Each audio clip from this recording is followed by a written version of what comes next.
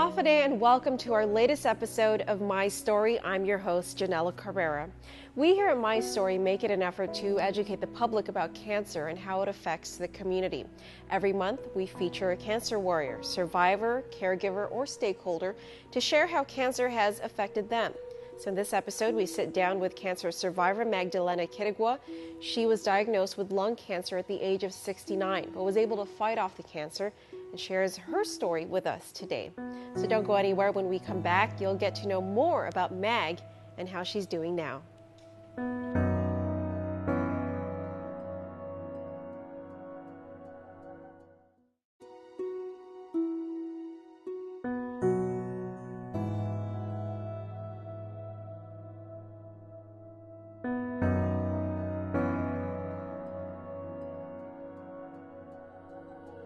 Hafade and welcome back to My Story. Thanks for joining us. And joining us in this episode of My Story is Ms. Magdalena Kirigwa. Thank you, Auntie Meg, for joining us in this episode. So I know you're a survivor of lung cancer. So congratulations on surviving that. You. I'm sure that it was very tough. But tell us what your life was like before you got the diagnosis. It's only been a few years since. So what was it that you were doing? What were some of the daily activities that you were getting into? Maybe cleaning, washing clothes, cleaning, and helping my husband with the animals down there. Yeah. So so you were just living a pretty normal life, just everyday life, and did you start to feel any kind of symptoms? Were you coughing? What led you to seek some kind of help? I was coughing. You were coughing a lot. Yeah. But I understand you were also a smoker, yes. Right? So when you were coughing, how did you know that it was a cough that had something to do with just, the average regular smoking versus maybe one that might be more serious? Was the coughing a little bit different from, the regular type of coughing that you were? Yeah, I've been coughing a long time, every time. But I always thought it was, normal. Yeah. A flu or something. Right. But I went to the doctor and he x-rayed I have an x-ray. Uh-huh. And then he said he found something there. So he said, we'll take a specimen and we send it back to Hawaii. Mm-hmm.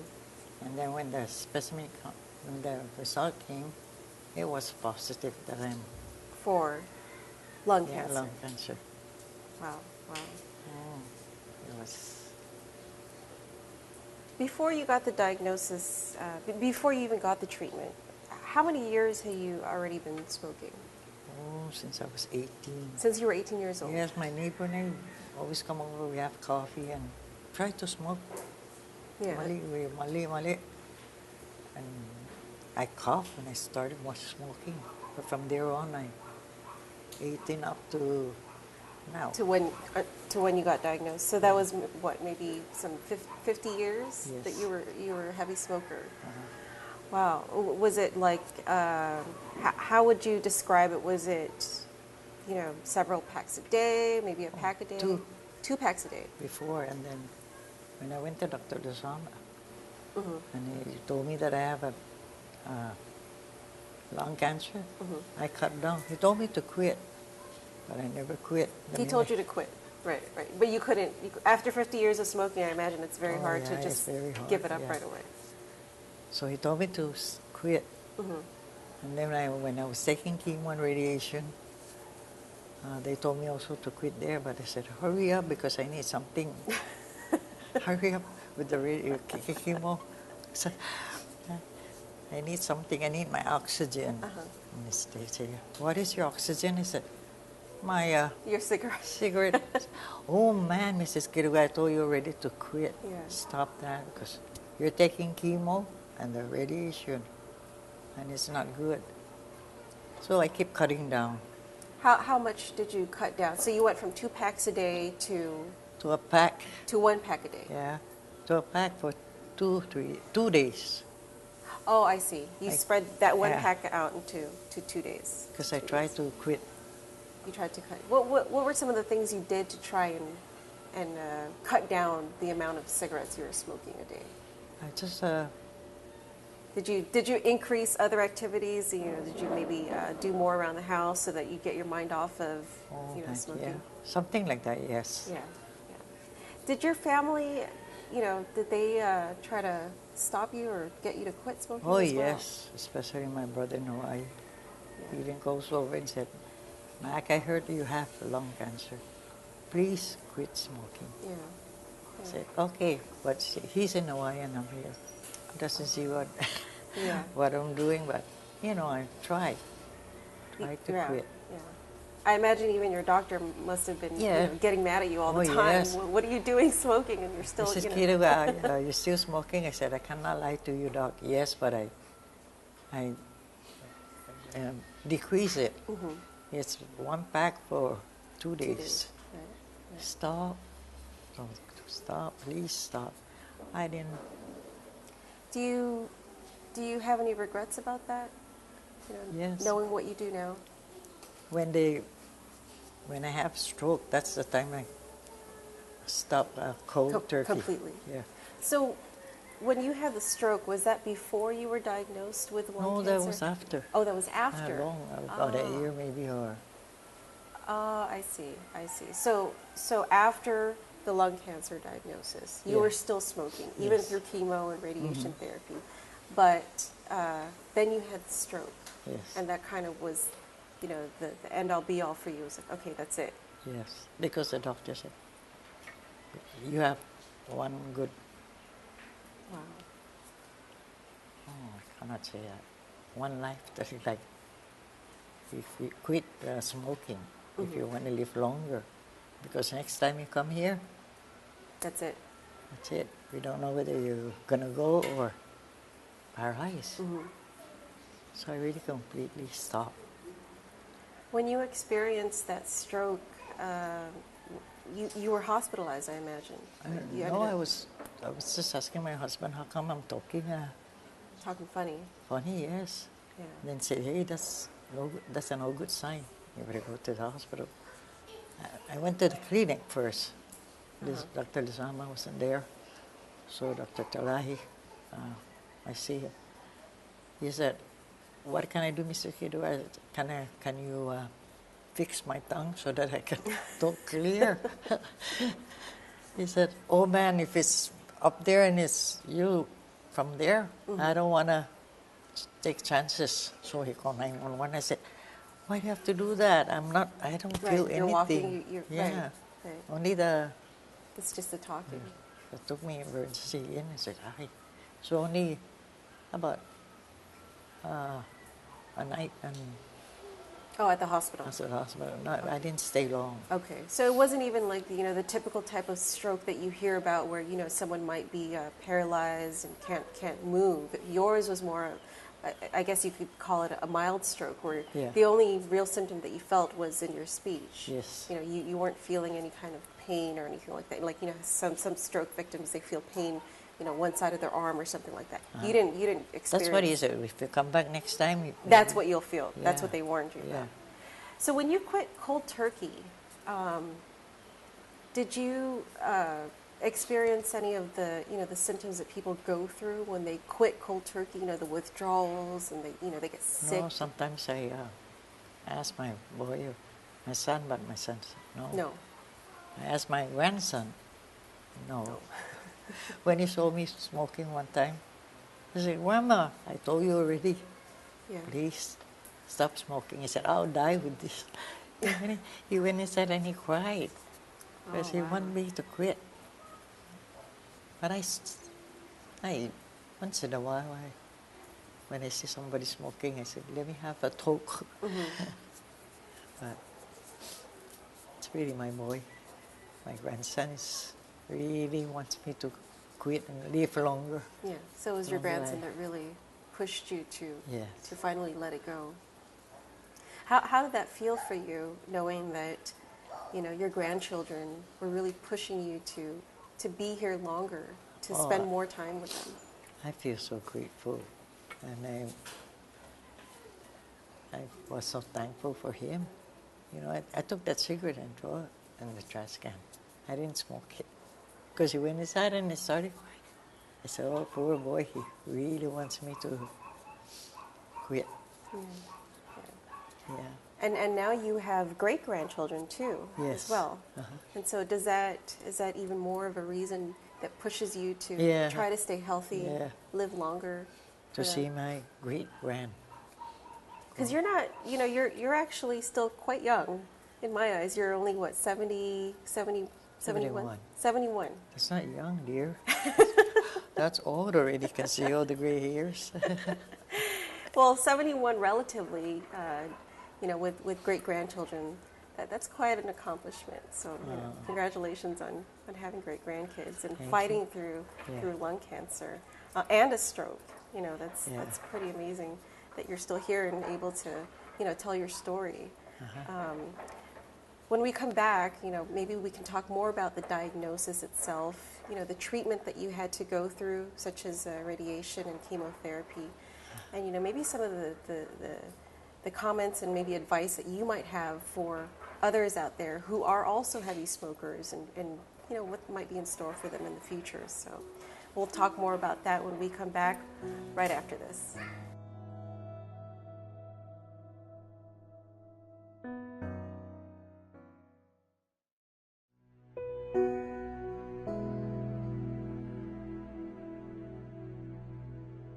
Hafide, and welcome back to My Story. And once again, joining us is Ms. Magdalena Quirigua. Thank you again for joining us and sharing your story of surviving lung cancer and a stroke. You talked about, getting the diagnosis from Dr. Lizama. But when you found out that you had lung cancer, what was it like when you told your family about it? Oh, they were sad, and I was sad too. And I was shocked. And he said,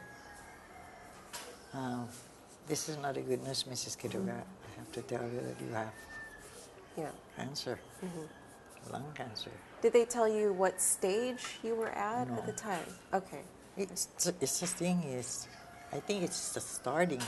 It was just starting. Yeah. So they caught it at at a pretty early time. Yes. That's wow. Yeah. I was thinking whether I'm going to get operation and remove that or just take the chemo and the radiation. Did you have to do surgery? Any kind of surgery? Oh no. Oh, okay. Wow. So it was just the chemo and the radiation. Yes. And you did that here in Guam, or did you have to travel? Here in Guam. Oh, so you did it all here. Wow. We even took we renewed our passport because when Dr. Chaudhry said you need a bone, everything to. Yeah. You thought you would have to travel. Yeah. But you didn't have to go. And I said, I don't want to go. Yeah. So you did it all here. No, but they didn't go. So you did chemo and radiation for about how long did you do the treatment? About a year. About a year. The radiation and the treatment. What was that like? Going through that whole process. One whole year of radiation. I feel sorry for my son and my husband waking up early to go bring me down there because I cannot drive anymore. So I feel sorry for them because they go. They're the ones who have to. And they're coming for support, my husband. That's only about a year. When during treatment, though, the whole physical process of going through that, what was that like? Having to, I imagine I hear all about it. It's no, it doesn't hurt. Oh, it doesn't hurt. Nothing, okay. No. When you get chemo, the needle only going in. But after that, the radiation, no, nothing. You don't feel anything, but it just make you lie down, and they try to go to in between the arteries to the source, the lung, your lungs. Yeah, lungs. Yeah. I see. And they did pretty good. Dr. Ahu, that's my radiation doctor. He's good. When you, so you did about a year of radiation and chemo. Was that the plan going forward? Was that it was just going to take a year? Or was it more like, well, let's start it and then, we'll stop based on how you do? What was the treatment plan for you? It's like they started and they they finish it because the thing shrunk. It shrunk. Was there a tumor? Did they find a tumor in your lung? What is that where? I didn't ask the doctor that one. I didn't even know what stage I am in. But see. all I'm glad that they shrunk it. Yeah, yeah. And I'm on what do you call that? Survivor. Mm-hmm. Yeah. When you, I imagine after chemo and radiation, they did an X-ray to determine whether or not there was any more cancer there or a tumor. When you received the news that it had shrunk and that you didn't need to do chemo and radiation anymore, No, what was that like? Oh, I was happy. Yeah. I was happy, and I give thanks to the radiation and the chemo people for doing such good thing for me. Yeah. I was happy and glad. What was the scariest part about all of this? I mean, did at your age, getting diagnosed with lung cancer, did you think that this is it, this is the end for you, or were you trying to push through? You wanted to live longer and be here for your family? Oh yes, I wanted to push. I pushed longer. Yeah. To be because I want to see my 2 great-grand grow. Yeah. So even my daughter said, "Mom, stop smoking." Every time she sees me, I said, "It's hard to stop turkey. It's hard." Did you try to get help? Like with with any professionals who might be able to? Oh no. Only my kids. Every time I ask them, no.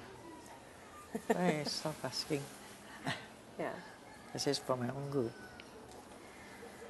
When you had the stroke, right, and that's what compelled you to finally quit smoking. Yes.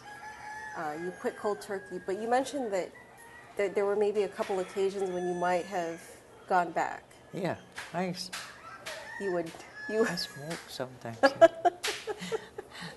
Because it's hard, to quit right away. And boy. Like when my husband sees me, he's always on my case because he doesn't want me to smoke. Yeah. One time I was coming out from the living room to the kitchen, he was sitting down, I was saying, "Hey, very good, that's very good." Right? To put the cigarette away because he's only smoking.